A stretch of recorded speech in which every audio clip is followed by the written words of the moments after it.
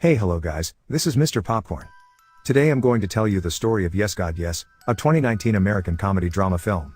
This movie tells us a story of Alice, a Catholic high school student. Being struck in her strict and conservative surrounding, Alice struggles to suppress her emerging adolescent urges. To make matters even worse, her life takes a turn when she gives into self-pleasuring, tempted by her conversation with a stranger in an AOL chat room. In the end, what really happened to Alice? Does she able to enjoy herself freely? Watch till the end to know the mind-blowing truth. There will be spoilers ahead, keep an eye out and be cautious. At the beginning of the movie, we are introduced to a young adolescent girl Alice. Alice is a Catholic teenager, who is going through an unpredictable phase of her adolescence. Even though she is inexperienced in human harmonic sensations, Alice begins to succumb to these new urges. At her Catholic high school, Father Murphy instructs them that intercourse is sacred, and it must only be done after the marriage. But Alice is disturbed and struggles accepting it.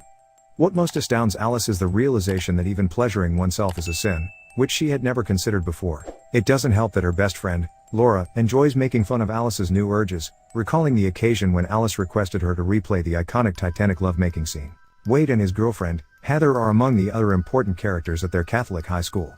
Unlike Alice, Wade and Heather are completely involved in the dogmatic teachings of their school. Then we see Mrs. Veda, a strict religious authoritarian, whose job is frequently scolding and reprimanding students who don't wear belts or have the improper haircut, or wear skirts that are just a millimeter too short. Later at evening, Alice returns home but finds it empty, because her parents have yet to arrive.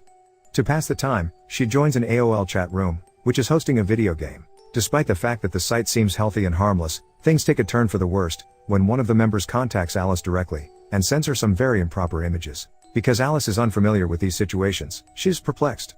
The man then asks her what she looks like, and Alice responds by sending a photo of her classmate Heather instead, much to the delight of her chatmate. Alice is just starting to investigate the topic of self-stimulation and touching herself, when she is abruptly interrupted by her mother, who has just returned home. The following day, the school is abuzz with a false rumor, claiming that Alice tossed the salad of a schoolmate, Wade. Alice denies this false accusation, before admitting that she does not even know what the phrase means. This rumor even reaches Mrs. Veda, and she refuses to let Alice serve at Mass. Later at evening, Alice confesses to Father Murphy her latest batch of sins, but excludes her racy talk with a stranger on AOL forum. She receives a penance of 20 prayers, provided to her to help her deal with these new and challenging sentiments, which she swiftly fulfills in the school chapel. Later on, in order to return to the path of righteousness, Alice decides to attend the Kirkus retreat, along with her friend Laura. When they reach the retreat ground, Laura is overjoyed to find that their resident popular girl, Nina, will also be there. Meanwhile, Alice meets Chris, a handsome football player, who is also a retreat leader. In the retreat, the boys and girls have separate lodgings, and Nina enters to confiscate each member's watch and cell phone. Instead of surrendering her phone, Alice hides it and claims she doesn't have one. As the retreat progresses, Chris and Alice are assigned to the same group, and the two of them begin to bond. On their first night, Alice unintentionally discovers that she may enjoy herself by vibrating her phone. She's having a great time, until she notices the cross inside the room. As she is reminded of the teachings, her enjoyment is rapidly replaced with strong feelings of shame and remorse. The next day, all the retreat members head to the woods, to gather some wood for the bonfire. On her way, Alice trips and falls, prompting Chris to pick her up and drive her to the clinic. Alice is having a great time being held by Chris, and she's also feeling fantastic within her pants. Afterwards, Alice rushes to her room to grab her phone, but as she is putting it back, Nina enters and confiscates it after hearing noises coming from the drawer. As a punishment, Father Murphy assigned her to cleaning tasks around the retreat house.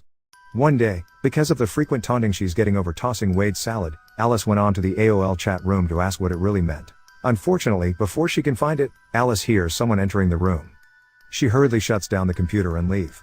However, unbeknownst to her, she had only managed to switch off the display, not the AOL chat room.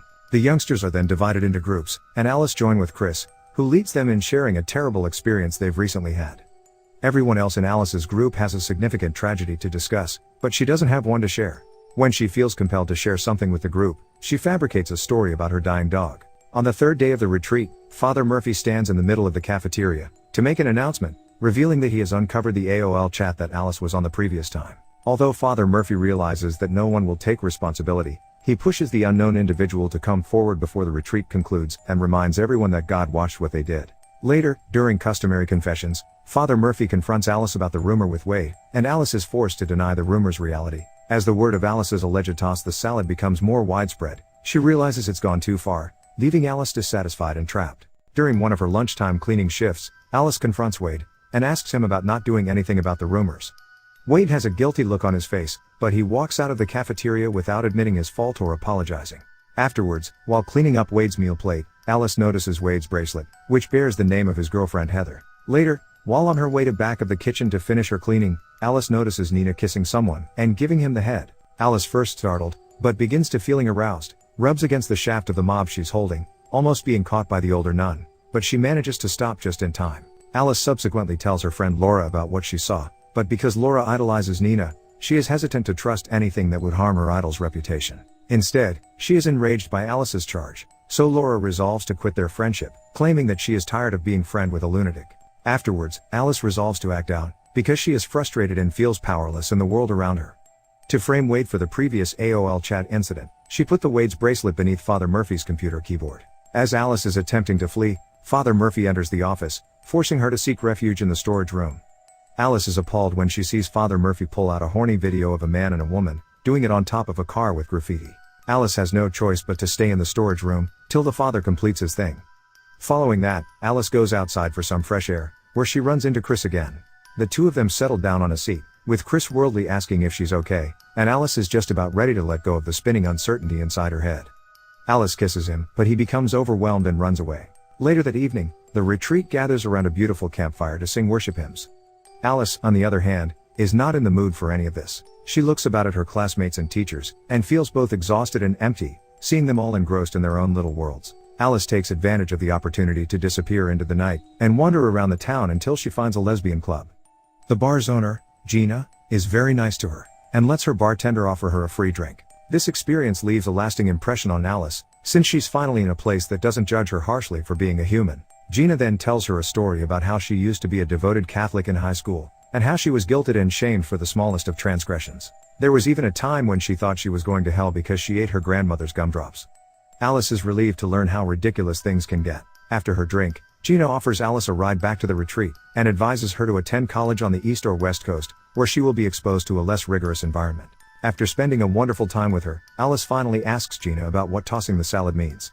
After hearing what it is, they both share a laugh. On the last day of the retreat, Father Murphy confronts Wade, and Wade receives the punishment for the AOL chat incident. In a gender reveal party, rumors fly like wildfire and Laura soon learns the truth. Laura then apologizes to Alice, and the two of them rekindle their friendship. As the retreat draws to a close, Father Murphy summons all of the attendees to a whole group sharing session. Alice takes the podium and declares that every one of them is hiding stuff they're not proud of, but all should still be honest and treat one another with respect rather than shaming each other. Alice finishes her statement by stating that this is exactly what Jesus desired. Back at school, Alice returns to Father Murphy's confession room later, but this time she confesses that she witnessed someone doing it on the video. She then goes on to say that the video shows a man and a woman doing it on top of a car covered in graffiti. Father Murphy's face contorts in surprise, as he realizes Alice knew his sins. Alice finishes her confession by asking if God will forgive her even if she commits such sins, to which he replies that it is between her and God. Father Murphy gives her a heavier penance of 100 prayers, but instead of praying, she returns home and watches her favorite Titanic love scene. Soon Alice starts to touch herself, and discovers the vibrating gadget beside her. She then goes on to use it, and for the first time, Alice is able to enjoy herself without feeling guilty or ashamed. Subscribe for more videos like this, turn on notifications and leave a like, it really helps the channel out. Bye.